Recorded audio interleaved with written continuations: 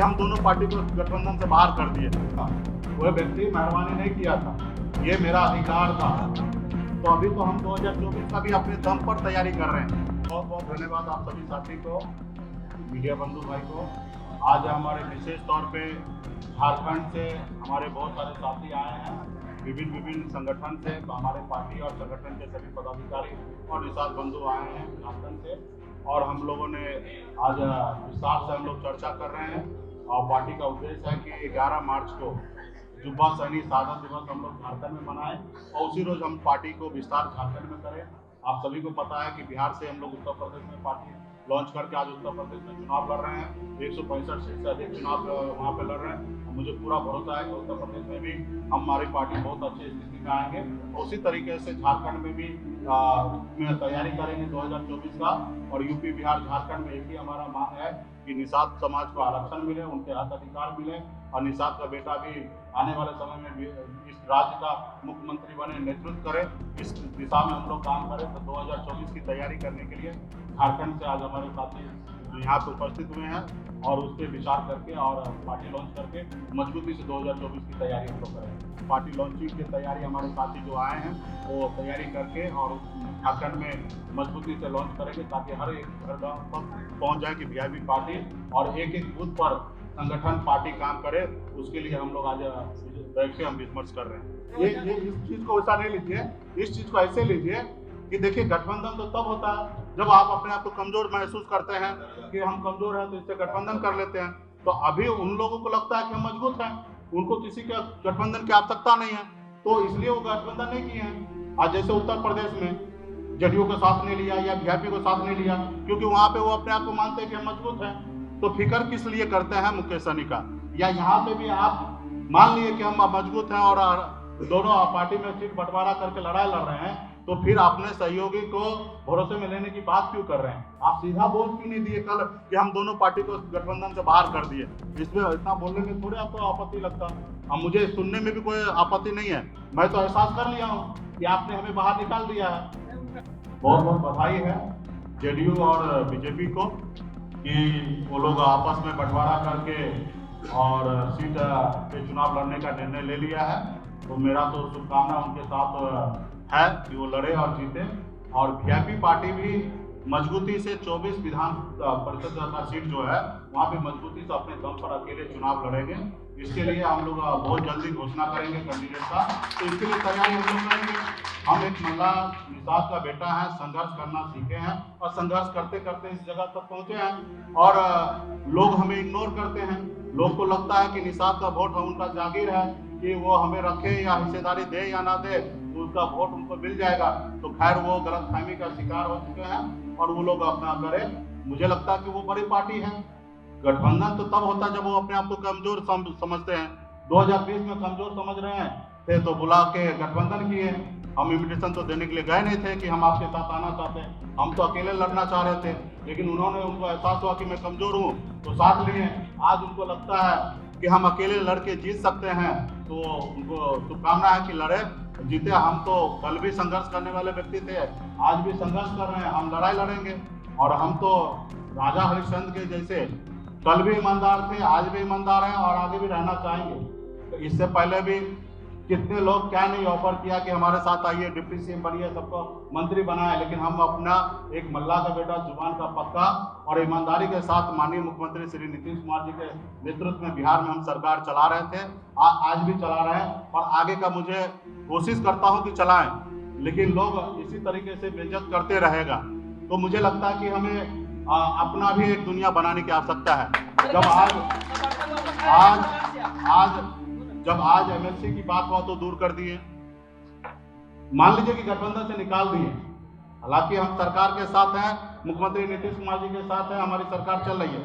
हम एक हिसाब से मान लीजिए कि गठबंधन से हमको और मांझी जी को निकाल दिए, बेगर पूछे बेगर बात हुए उन्होंने निर्णय ले लिया। प्रेस कॉन्फ्रेंस में कहा कि हम अपने सहयोगी दल को भरोसे में लेंगे।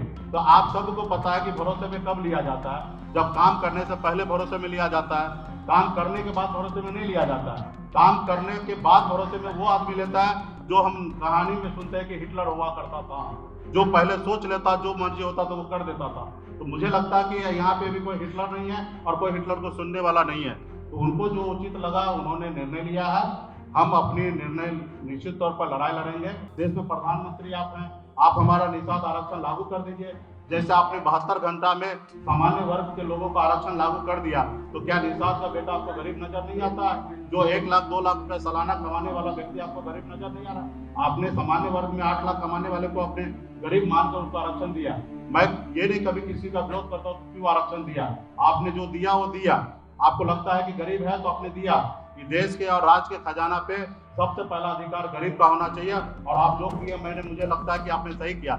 लेकिन निषाद मछुआरा का बेटा भी तो देश में गरीब है, उनके लिए भी हक अधिकार के लिए उसके भी आरक्षण को व्यवस्था आप ही को करना है। तो मैं तो आज तक आपने बंद कमरा में 2014 में 2019 में आपने हमेशा कहा कि निषाद का आरक्षण करेंगे, लेकिन इतना साल बीतने के बाद भी आरक्षण नहीं कर रहे। तो मेरे पास एक ही विकल्प है कि इस देश में हम अपनी वजूद को कायम करें, अपनी लड़ाई लड़ें। और मुझे लगता है कि जिस तरीके से एक मल्ला का बेटा बिहार में सरकार बनाया, आने वाले समय में देश का प्रधानमंत्री भी निषाद का मल्ला का बेटा आने वाले समय में बनाएगा। वो ताकत हम लोग बनाएंगे।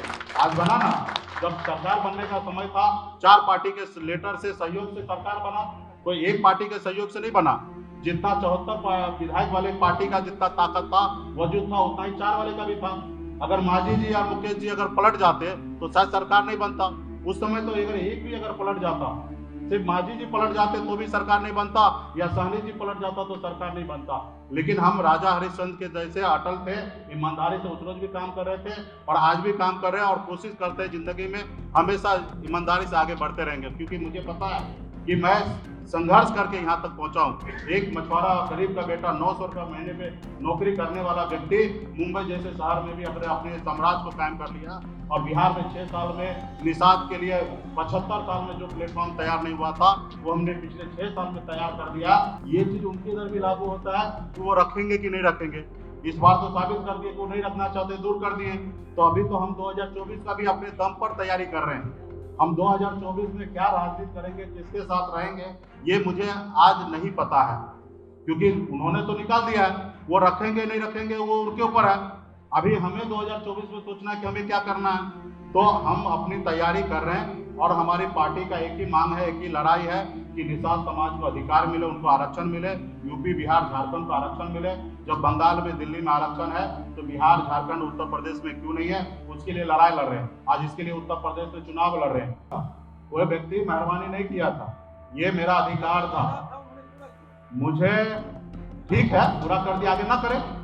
उनको जो लगता है, मेरा जो गठबंधन हुआ था आप सबके समक्ष में, और उसका गवाह आप ही लोग हैं और दूसरा कोई नहीं है। बिहार को जनता को समय आएगा तो आप ही बताइएगा कि जब चाणक्य होटल में प्रेस कॉन्फ्रेंस हुआ था, वहाँ स्पष्ट हुआ था 11 सीट और 1 MLC, और 1 MLC जो होता है वो संपूर्ण 6 साल का होता है। तो उनका काम था MLC बनाना और 11 सीट देना, उसने दिया। कोई मेहरबानी कोई नहीं किया था।